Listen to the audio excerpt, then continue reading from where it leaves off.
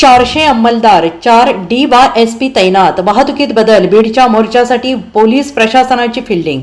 मस्साजोग गावचे सरपंच संतोष देशमुख यांच्या मारेकऱ्यांना तातडीनं अटक करण्याच्या मागणीसाठी शनिवारी बीडमध्ये सर्वपक्षीय मोर्चा काढण्यात येणार आहे आणि या मोर्चात जिल्ह्यातील प्रमुख राजकीय नेते आणि मराठा आंदोलक मनोज जरांगे हे सहभागी होणार आहेत आणि या मोर्चात आजूबाजूच्या तब्बल 50 गावांमध्ये नागरिक सहभागी होणार आहेत आणि या पार्श्वभूमीवर कोणताही अनुचित प्रकार किंवा घटना टाळण्यासाठी बीडमध्ये पोलीस प्रशासनाकडून चोख तयारी करण्यात आलेली आहे. बीडमधील सर्वपक्षीय मोर्चासाठी संपूर्ण शहरात कडेकोट पोलीस बंदोबस्त असेल. यासाठी शहरात 400 अंमलदार, वाहतुकीचे 70 अंमलदार, वरिष्ठ अधिकारी, 4 पोलीस अधीक्षक, इन्चार्ज ऑफिसर, 1 अतिरिक्त पोलीस अधीक्षक तैनात असतील. या सर्व अधिकाऱ्यांच्या नेतृत्वाखाली या व्यतिरिक्त दंगल नियंत्रक पथक अर्थात RCPची 6 पथके, राज्य राखीव पोलीस दलाच्या 2 SRPF कंपनी आणि अतिरिक्त बंदोबस्त असणार आहे. आणि या मोर्चामुळे बीड शहरातील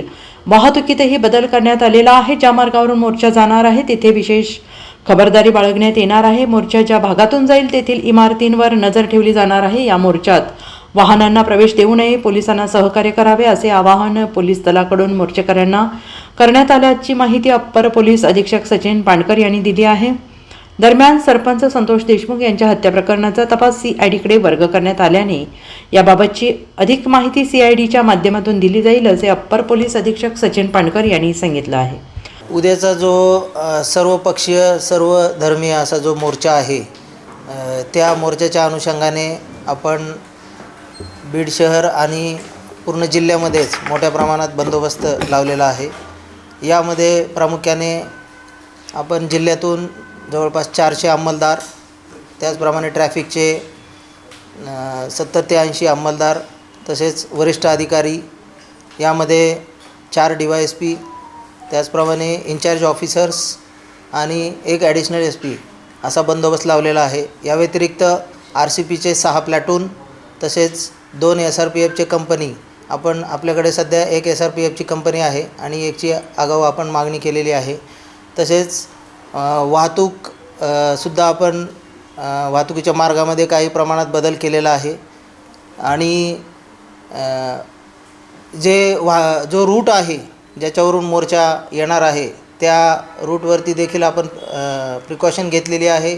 त्या ठिकाणी जे महत्त्वाचे उंच बिल्डिंग आहेत त्या बिल्डिंगवरती आमचे अंमलदार वगैरे वॉचर आपण ठेवलेले आहेत आणि सर्व प्रकारची काळजी हा बंदोबस्त शांततेत कसा पार पडेल या दृष्टीने आपण घेतलेली आहे. मोर्चेकरांना काय आव्हान असेल? मोर्चेकरांना या निमित्ताने असे आव्हान राहील की आपण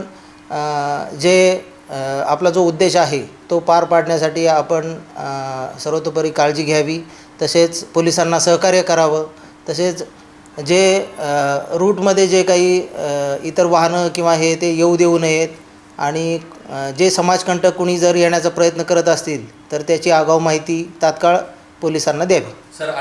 bureau report SBN Marathi Beed.